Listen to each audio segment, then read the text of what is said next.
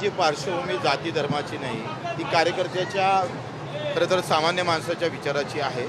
आणि इथं जे काम करताना एखाद्या जाती आणि धर्माचा झेंडा घेऊन फिरतो म्हटलं तर कार्यकर्ते असंख्य भेटू शकतं, पण निवड सेवा आणि सेवा हे काम करणारा कार्यकर्ता भेटत नाही। आणि असा कार्यकर्ता महाराष्ट्रात आम्ही कमावला आहे। त्या कार्यकर्त्याचा सन्मान व्हावा, कारण त्याच्याशिवाय पक्ष नाही आणि पक्ष जर मोठा करायचा तर कार्यकर्त्याशिवाय दुसरा पर्याय नाही। आणि म्हणून ते आम्ही ओळखलं। दिवसांदिवस हा जो पुरस्कार आहे अतिशय मोठ्या प्रमाणात निवळ पुरस्कारापुरता नाही तर त्या कार्यकर्त्याचं आयुष्य जे पणाला लागलं ते सुद्धा त्याला सांभाळण्याचं काम सुद्धा केलं जाईल। आणि मला असं वाटते का सरकार दरबारी निवड कार्यकर्त्यासाठी, सगळ्या पक्षाच्या कार्यकर्त्यासाठी एखादी योजना असली पाहिजे। ज्यांच्यावर गुन्हे दाखल झाले असेल, ज्यांनी प्रचंड काम सेवेचं केलं असेल, एक कार्यकर्त्यासाठी योजना असणं गरजेचं आहे। आणि त्याची सुरुवात आम्ही करतो। कुठलाही लाडका कार्यकर्ता हे चांगला शब्द आहे। आजकाल लाडक्या बहिणीला 21,000 देणार, 2100 देणार होते, पण ते 1500च आहे। आता लाडका शब्द सरकारला कडू वाटून राहिला। लाडक्या बहिणीवरही नजर नाही आणि लाडक्या शेतकऱ्यावरही नाही।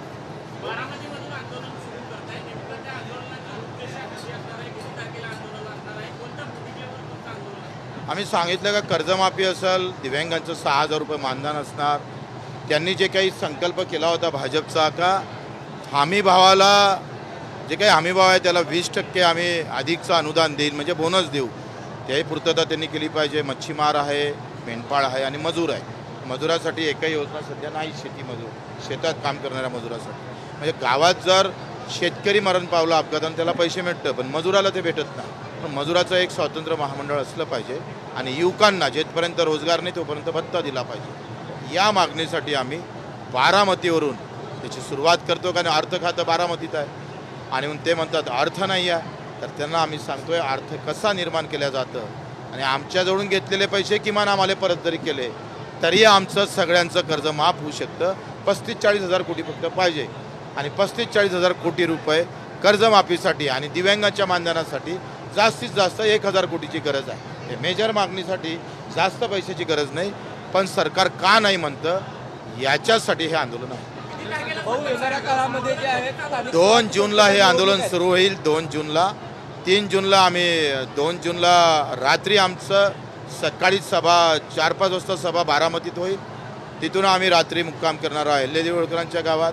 3 तारखेला पंकजाताई मुंडे, 4 तारखेला बाळासाहेब पाटील जे सहकार मंत्री आहे आणि 5 तारखेला संजय भाऊ राठोड, 6 तारखेला शिवराज्याभिषेक दिनी नागपूरला आम्ही कूच करू।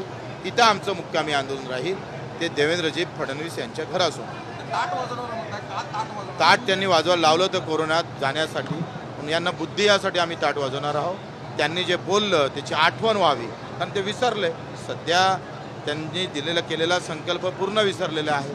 आणि ते बावनकुळे असं म्हणतात का आम्ही कर्जमाफी आमच्या 5 वर्षात कधीही करू, म्हणजे अशा प्रकारचं सरकारला फसवण्याचं काम, जनतेला फसवण्याचं काम सरकार करत असेल तर वेळ पडली तर गुन्हेसुद्धा आम्ही दाखल करू, कोर्टात जाऊ।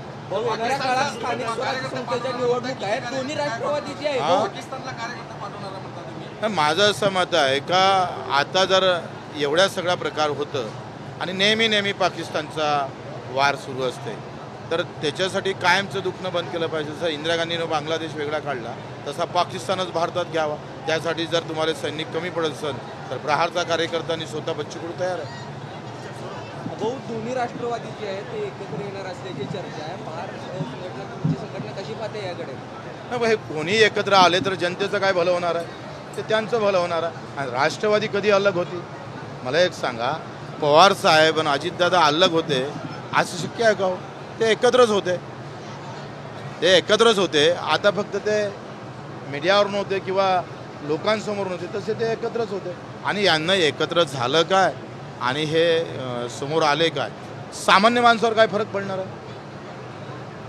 तुमच्याच पक्षाच्या पदाधिकाऱ्यावरती मस्जिदीची जमीन लाटल्याचा जो आरोप आहे अनेक नागरिकांनी केलेला आहे काळ्या मस्जिद। मला आता ते काळ्या मस्जिदीचे जुने लोक आम्हाला भेटले, त्यांनी पण कागदपत्र दाखवले।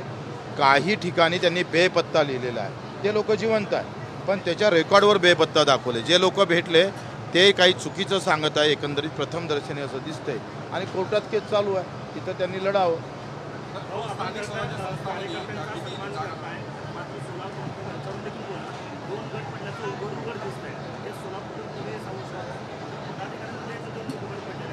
गट पडणं हे चांगली गोष्ट आहे, पण ते निवारणं त्याच्यापेक्षा चांगली गोष्ट आहे. गट पडत नाही असं नाही आहे, तुमच्यातही गट आहे, गट नाही आहे असं नाही आहे, पण ते गट निवारले गेले पाहिजे. सामान्य माणसासाठी गट सोडून तो उभा राहिला पाहिजे आणि ती क्षमता आमच्या कार्यकर्त्यामध्ये आहे. गट पडल्याची चिंता नाही, त्यांनी सामान्य माणसाला दूर करू नये एवढीच चिंता आहे. बिलकुल एकत्र होऊन सगळे लढेल, ताकदीनं लढेल आणि निवडणूक लढणं हा आमचा प्राथमिक स्वभाव नाहीच आहे. आम्हाला सामान्य माणसासाठी लढणं हा नाही, ते अजून काही निश्चित नाही आहे. जिथं आमचे कार्यकर्ते निवडून येईल त्या ठिकाणावरून आपण तशा पद्धतीनं जाऊ. आपली कार्यकर्त्याच्या हातात पद लागलं पाहिजे, त्याला काही काम करता आलं पाहिजे आणि संघटना मजबूत झाली तर लोकांचा आवाज मजबूत होईल, मोठा होईल. तुम्ही स्वतःला दाढीवाला म्हणलं आणि त्या 2 बिगर दाढीवर भारी पडणार आहे, त्याचं थोडंसं विश्लेषण करा की कसं एक दाढी 2 बिगर दाढी आणि एक दाढी. आता मला वाटतं याचं विश्लेषणामध्येच माझ्या सांगण्यातच भरपूर गोष्ट येऊन गेलेल्या आहे. त्याचं वेगळं विश्लेषण करायची गरज नाही. आणि दाढीवाला भारी पडलाच होता, आता हा दाढीवाला भारी पडेल. म्हणजे येणारी स्थानिक स्वराज्य निवडणुकीमध्ये बच्चू कडू इतर पक्षाचे जे छोटे छोटे पक्ष आहेत त्यांना एकत्रित करून अमरावती असेल, अकोला असेल या भागात तुमचं वर्चस्व आहे. परंतु महाराष्ट्र आज तर पुऱ्या महाराष्ट्रातच वर्चस्व आहे.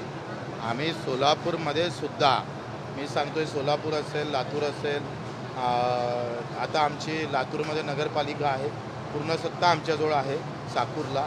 त्याच्यानं ते अमरावतीपुरतं मर्यादित ठेवता येणार नाही, सगळ्या इकडे लढू. माझं असं म्हणणं आहे का लढण्यापेक्षा कशासाठी लढतात हे फार महत्त्वाचं. आमचं जे लक्ष आहे ते लक्ष खरं तर घेण्यासाठी आम्ही हे लढे लढू. इतर पक्षांना सोबत घेऊ ना, जशी वेळ येईल तसं.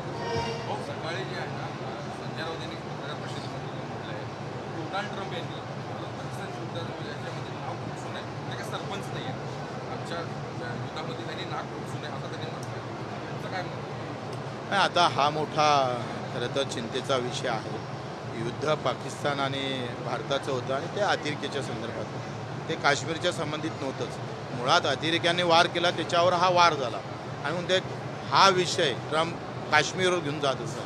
तर आमच्यासाठी विदेशी धोरण जे होतं, जेवढे मोदीजी फिरले ते आता खरं तर पैसे वसूल करावं लागेल अशी अवस्था आहे. कारण त्यांनी जेवढे देश फिरले तेवढ्या देशातून एखाद्या देशानं तरी पाठिंबा उघडपणे द्यायला पाहिजे होता. जसं चायनानं, चीननं आम्ही पाहतोय पाकिस्तानला उघडपणे पाठिंबा दिला, पण आम्हाला एकही देश पाठिंबा देऊ शकला नाही. आमचं विदेशी धोरण यावरून किती फेल आहे हे स्पष्ट दिसतं. मोदीजींना आम्हाला विनंती आहे की या फिरा जरूर, पण आपले लोक करून घ्या. जसं हिंदुस्थान जिंकला तसं जग जिंकायला पाहिजे होतं, पण तसं काही दिसलं नाही. पण पैसा परत केला पाहिजे.